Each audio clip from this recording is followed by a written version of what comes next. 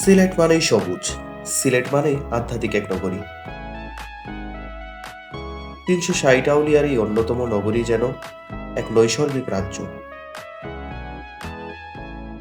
আপনি সিলেটের যেখানেই যান সেখানেই মনে হবে এই বিচল নগরীর সৌন্দর্য মনে হয় সিলেটে সেই শেষ হয়েছে। সিলেটে যেমন রয়েছে ৩৬০ আউলিয়ার নীরব এক আধ্যাত্মিক নগরী, ঠিক তেমনি এখানকার মানুষও রয়েছে অনেক সাধারণ ও মমতাময়ী। সিলেট শহর থেকে মাত্র ৫ থেকে ১০ মিনিট পথ পাড়ি দিলেই পাওয়া যায় চায়ের বাগান, ছোট বড় টিল্লা, পাহাড়, তাছাড়াও মানুষের বৈচিত্র্যময় দৈনন্দিন জীবন। সিলেট পর্যটন এলাকার শেষ নাই। যদিও মানুষ বেশিরভাগ সিলেটকে জানে ৩৬০ আউলিয়ার অন্যতম হযরত শাহজালাল রহমতুল্লাহ আলাইহির মাজার এবং প্রাকৃতিক সৌন্দর্যে ভরপুর জাফলংকে দিয়ে। সিলেট আলিবাহার চা বাগানের নাম নিশ্চয়ই শুনেছেন। সেখানে সন্ধ্যা হলে শহরতলী মানুষেরা জামায়াত বেঁধে আড্ডা দিতে আসে। আজকে আমি সেখানেই এসেছি। এখানকার পরিবেশ অনেক সুন্দর, সবুজে ঘেরা এক অনন্য মায়াবতী নীরব প্রকৃতি। যাই হোক, আজকের মূল উদ্দেশ্য হচ্ছে আলিবাহার চা বাগান আর বাগানে ঘেঁষা দুটি লেক।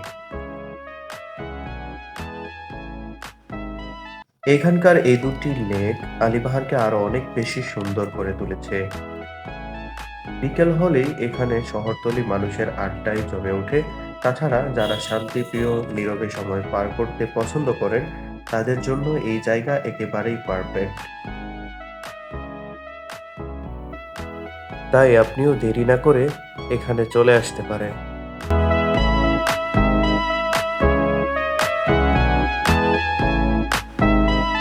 আমার চা বাগানের ভেতর বাইক রাইড করাটা অনেক পছন্দের। সবুজের বুকে বেড়াতে কার না ভালো লাগে। যারা বাগানের ভেতর রাইড করেছেন তারাই বলতে পারবেন। যারা যারা চা বাগানের ভেতর রাইড করেছেন তারা কমেন্ট করে জানাবেন।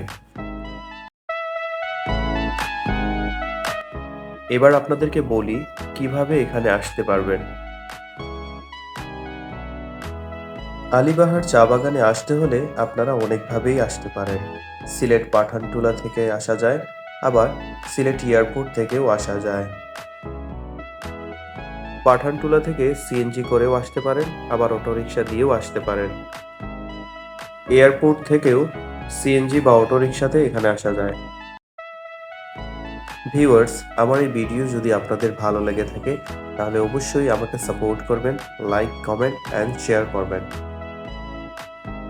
আর হ্যাঁ, অবশ্যই ফলো করতে ভুলবেন না। ভিউয়ার্স, এই ছিল আজকের চিত্র। আগামীতে আরো নতুন ভিডিও নিয়ে হাজির হব। সেই পর্যন্ত সবাই ভালো থাকবেন, সুস্থ থাকবেন এবং আমাকে সাপোর্ট করবেন। আসসালামু আলাইকুম।